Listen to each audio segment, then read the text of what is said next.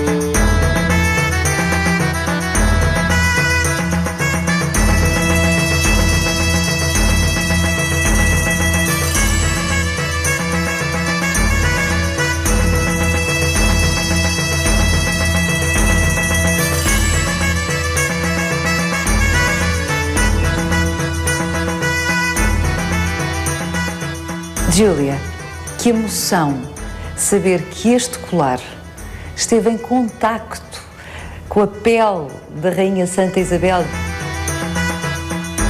De facto, para além do valor intrínseco desta peça, que se reflete nas pedras preciosas, no material, no uso do ouro, que compõe esse colar, também temos o valor imaterial imenso, exatamente pelo fato de ser uma peça que pertenceu à Rainha Isabel. E agora, se foi um colar ou não, é outra questão. Em termos que, de facto, existem diversas hipóteses sobre a originária feição desta peça. Há outra hipótese, de facto, que possa tratar-se de uma série de firmões que formavam um cinturão, porque era muito na moda na época, isso de ter um cinto composto de diversos firmões. De resto, vamos ver aqui a imagem que faz parte também do tesouro. Há 4 objetos que fazem parte do tesouro, mas esta imagem da Virgem esclarece essa questão do cinto, porque evidentemente está vestida há século XIV, à época, porque é uma peça contemporânea, claro, e aquele cinto ali, não é, indica uma utilização possível desta peça, a que chamamos colar.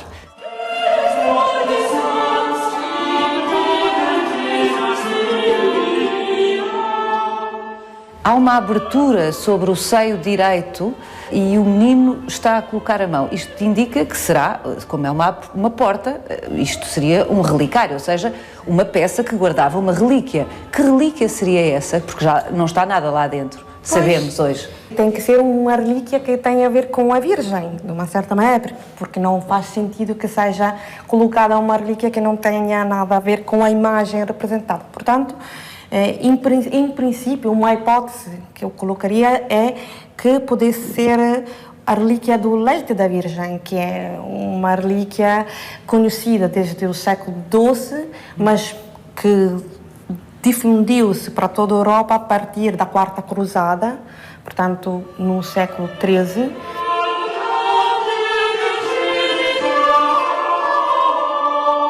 O leite da Virgem era em forma de pó. A relíquia... Leite em pó. Leite em pó. Leite da Virgem em pó. Pois sim, era... Visionário. Digamos que era um composto de minerais que, misturado com água, dava uma cor branca e tinha uma consistência espessa. Parecida com o leite. Pois, sim.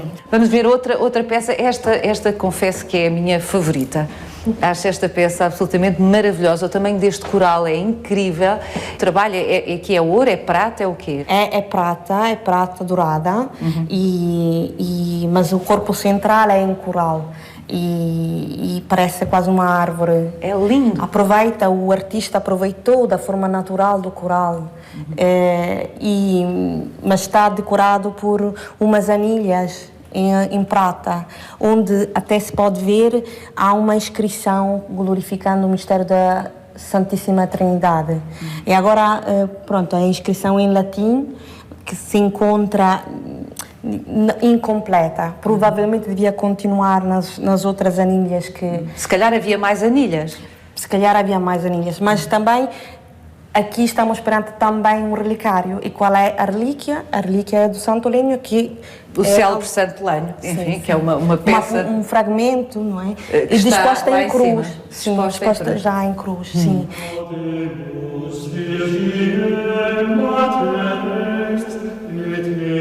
Vamos ver a quarta peça deste núcleo. Esta cruz também faz parte do mesmo conjunto, ligado pela Rainha Isabel ao Mosteiro de Santa Clara, e em jaspe sanguíneo e prata. E o que vale a pena destacar, para além da decoração, mais uma vez, os motivos heráldicos, vale a pena deter-se num nó hexagonal que servirá de modelo para a elaboração dos cálices até os meados do século XV. Portanto, é, digamos, um modelo que depois será replicado muitas vezes. Sim, para lá. E mais um pormenor muito interessante é esta decoração a pilastres que se vê, que é um exemplo de microarquitetura muito precoce. Estamos a falar da primeira metade do século XIV. Objetos de ourivesaria terem conseguido atravessar quase intocados 7 séculos, terem conseguido chegar até nós 7 séculos depois, isto é uma coisa muito especial. Pois, tem a ver muito com o facto de ser peças que pertenceram à Rainha Isabel, e porque, sendo indissoluvelmente ligado à memória e à figura e à pessoa da Rainha Isabel, então isto criou uma proteção, não é? Um escudo de proteção. Sim.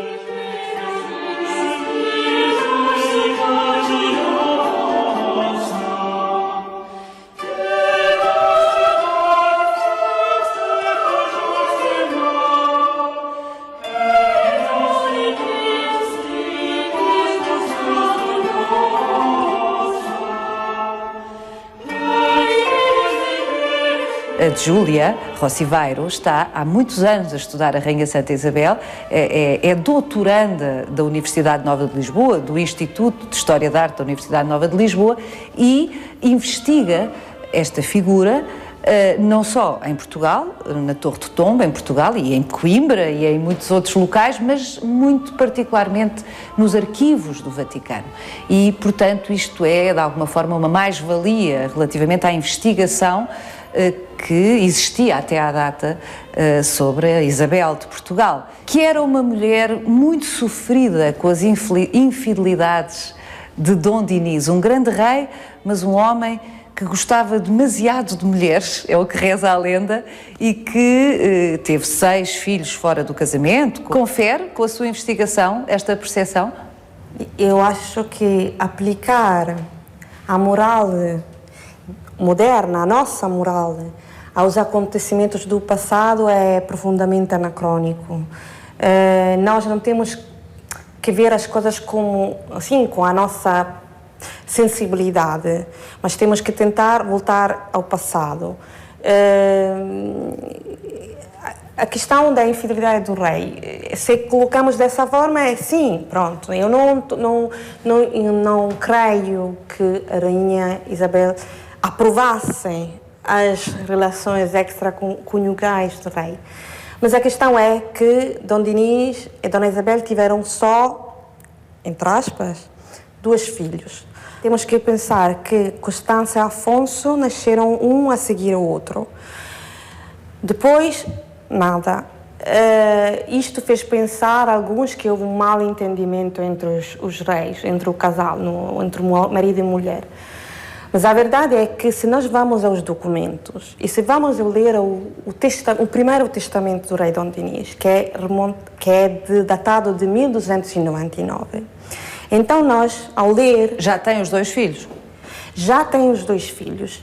Não só manifestam uma total confiança na mulher, ao prever um conselho de regência encabeçado pela rainha em caso de morte súbita dele, mas também nomeia tutora dos seus filhos legítimos e de todos os que poderão vir ter. Os 2, o casal? Os 2, o casal. Ou seja, Dom Dinis tinha a expectativa de continuar a ter filhos com a rainha Isabel. Estamos a falar 8 anos depois do nascimento do Afonso. Do segundo filho. Pois, isto quer dizer que ainda... Eles tinham, obviamente, contacto e relações para ele ter essa expectativa de que poderia ter mais filhos, sim. não é? Temos que considerar que a rainha, mesmo para ser uma figura de união entre os reinos ibéricos, porque era infanta aragonesa, casou com o rei de Portugal e depois foi mãe da futura rainha de Castela, de uma certa maneira tem desde logo um papel de intermediária entre os diversos reinos da Península Ibérica. Sim, este aspecto foi até muito bem considerado na altura do processo de canonização. Este fato de ser uma figura de intermediária e nesse sentido também de construtora de paz. O peso relativo de Portugal no tempo de Dom Dinis e da rainha Isabel era muito superior na Península Ibérica àquele que é hoje. Sim, inclusivamente o Dom Dinis foi chamado a intervir como árbitro peninsular em diversos conflitos entre Castela e Aragão. E, aliás, a rainha Isabel acompanhou o marido em diversas ocasiões e missões políticas e diplomáticas. Sim, sim. O que digamos, novidade, acho, é o fato da rainha consorte ter consciência do poder e da autoridade, da capacidade de influenciar os acontecimentos, de ter um peso nas decisões importantes. Informada, interessada, sim. E por aqui seguimos a um dado momento dessa vida aparentemente bem-sucedida, não só sob o ponto de vista político, como casal emblemático, como já foi dito na Península Ibérica, mas também sob o ponto de vista conjugal, tudo indica que funcionavam como casal. Eu acho que partilharam muito mais do que ao longo dos séculos foi dito. Mesmo em todas as atividades piedosas que geralmente são atribuídas à ação da rainha, na verdade, muitas iniciativas foram os 2. A figura ou a imagem da mulher submissa, que também atravessou séculos, essa imagem, também não confere com aquilo que se veio a passar e que conduziu a uma guerra civil em Portugal, por poucos anos, mas intensa. Neste caso, havia um pai contra um filho, havia um rei contra um infante, um herdeiro do trono, e a rainha, digamos, estava no meio. Agora, é verdade que, pelo menos na primeira fase da Guerra Civil, a rainha tomou o partido do infante. Em Portugal havia uma numerosa presença aragonesa, que era... Do seu estado de origem, sim. Sim, e que era do lado do infante, apoiava o infante. Mesmo sendo rainha de Portugal, ela sempre ficou...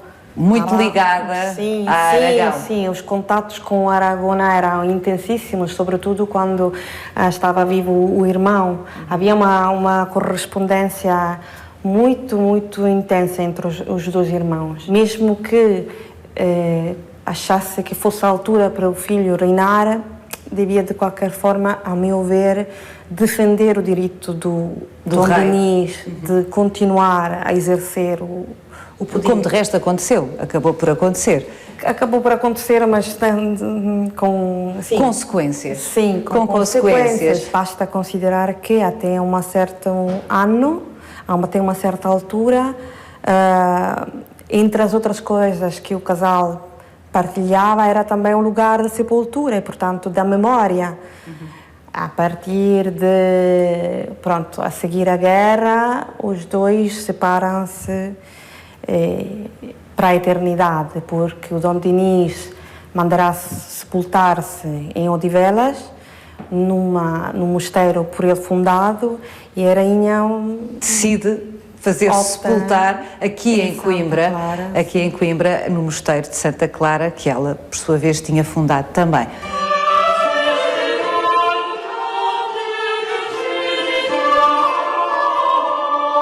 A imagem de mulher sofrida, doce, submissa, exclusivamente entregue a uma vida de oração e de caridade, que foi a imagem que de alguma forma atravessou todos estes séculos e sustenta o mito da Rainha Santa Isabel, não confere exatamente com uma mulher que finalmente é muito mais complexa e tem outros aspectos da sua vida,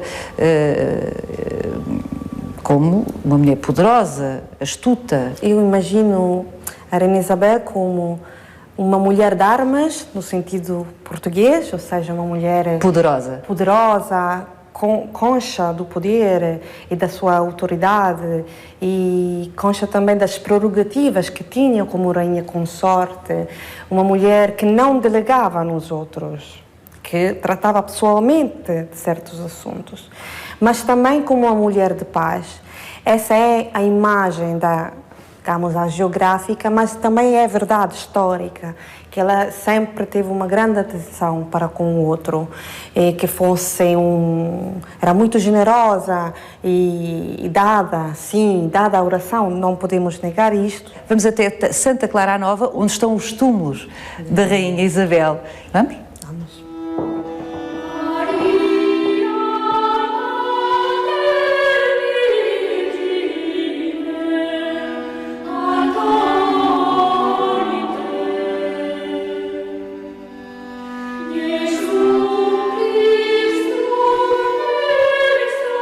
As lendas sobre a Rainha Santa Isabel de Portugal atravessaram incólumes 7 séculos. É tempo de olharmos para esta história com outros olhos.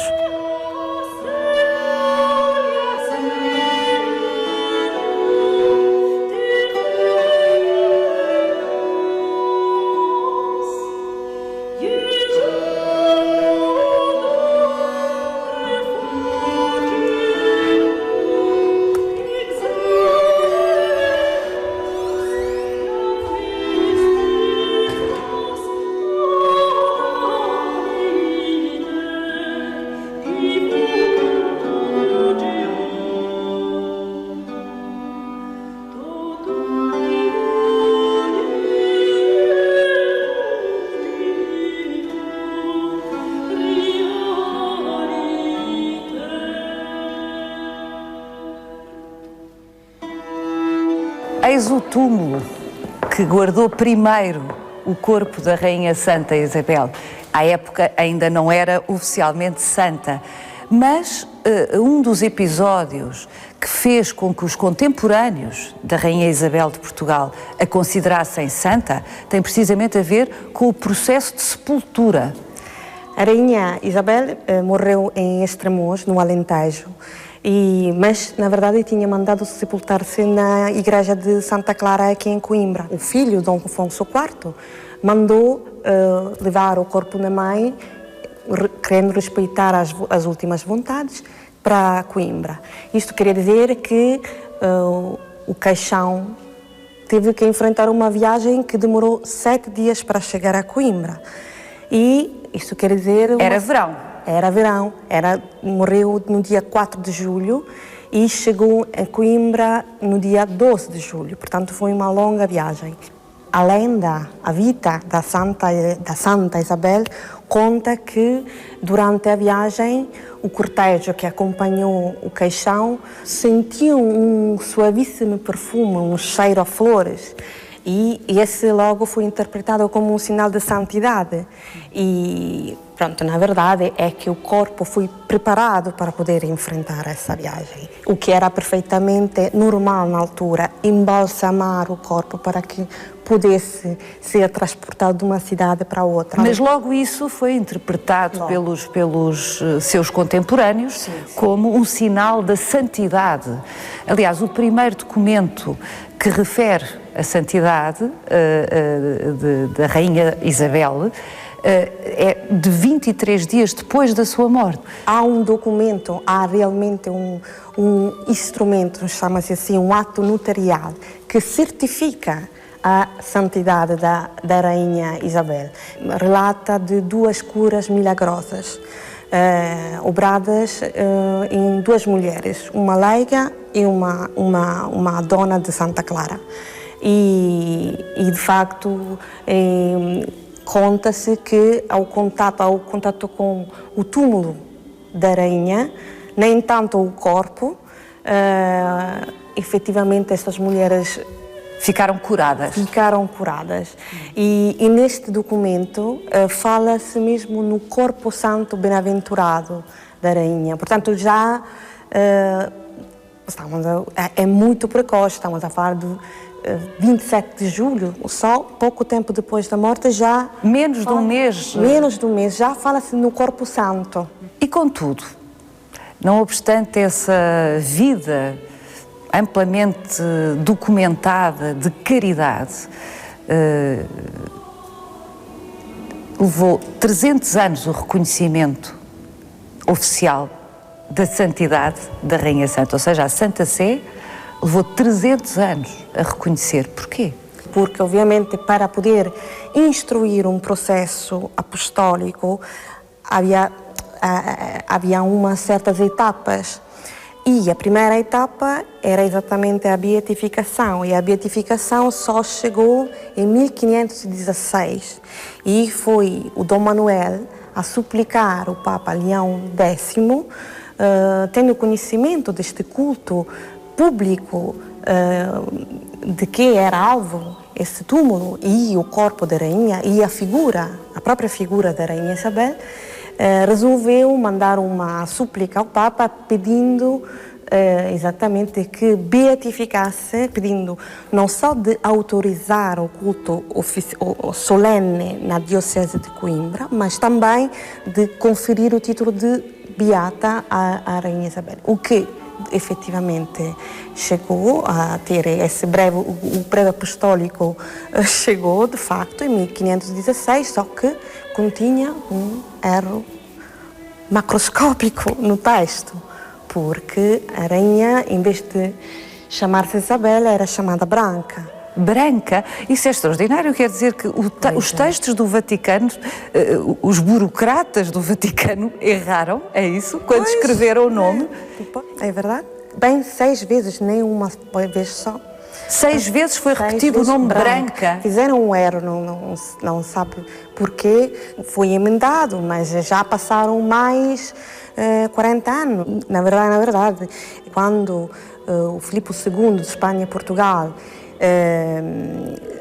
conseguiu que, de facto, o processo avançasse, logo pediu ao Papa não só que estendesse o culto também na Espanha, não é? Pelo menos no Reino de Aragão, mas também pediu uma relíquia da Santa. Aí, nomeadamente, tratava-se de um braço. Queria um braço do corpo? Queria um braço, sim, sim. Meu Deus. E, digamos que os portugueses conseguiram dar a volta e, graças ao tergiversar, conseguiram não decepar o corpo da Rainha Santa. Pois, de qualquer maneira, foi enviado uma pequena parte do bordão que se encontrava dentro do caixão de bordão do Peregrina, que acompanhou o sono eterno da rainha e que aparece também num jacente, e também a escarcela, que é também uma recordação da peregrinação à Compostela da Rainha Isabel. Curiosamente, o milagre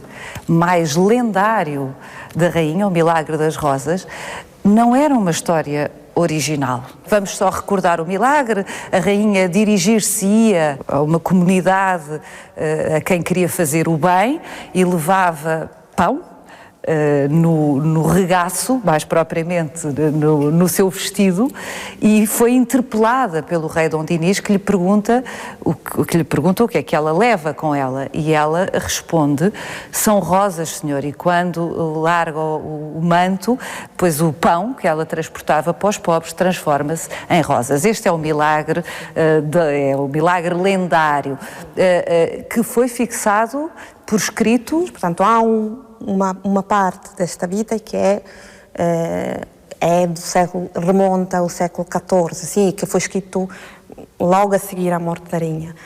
Agora, a partir daí, muitos milagres foram acrescentados. Observando o que se passava noutros locais da Europa, verificamos que o mesmo milagre, sim, é atribuído a outras rainhas. Sim, sim. Há uma Santa Cacilda, que era uma princesa moura de Toledo, que também tem como atributo fundamental da sua iconografia exatamente estas rosas no regaço. Mas também, sobretudo, a Santa Isabel de Hungria, que por acaso era também a tia-avó da Isabel de Aragão, da Rainha Isabel. Mas também nesse caso falamos de uma tradição mais tardia, com respeito à idade à época em que elas viveram.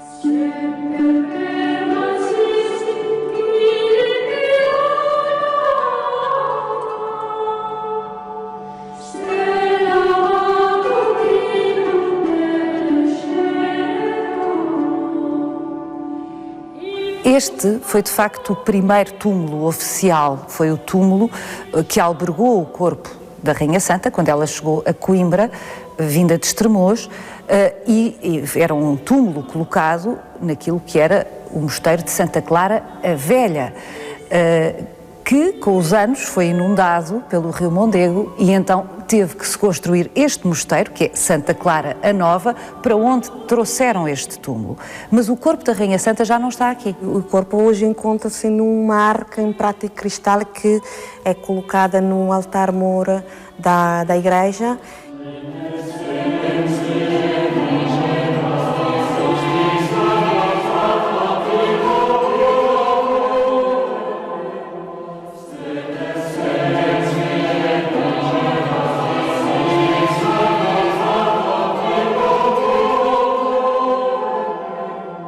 O que faz desse túmulo, para além do seu valor artístico, uma obra-prima, é uma obra de um valor imenso, é o fato de que foi mandado realizar ainda em vida a rainha. Ela controlou, utilizo esta palavra porque mesmo sendo um bocado forte, é mesmo assim.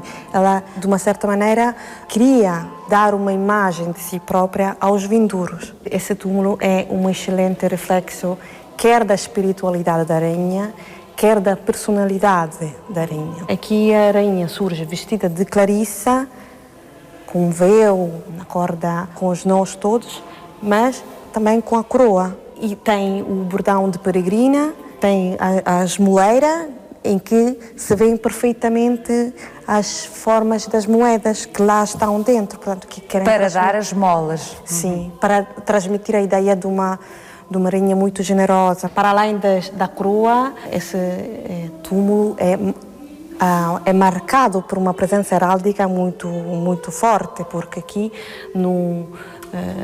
na tampa surgem as armas de Aragão, as armas de Portugal e até as armas do imperador Frederico II. De alguma forma, este túmulo é uma espécie de representação exemplar do que foi a vida e a obra da Rainha Santa Isabel de Portugal.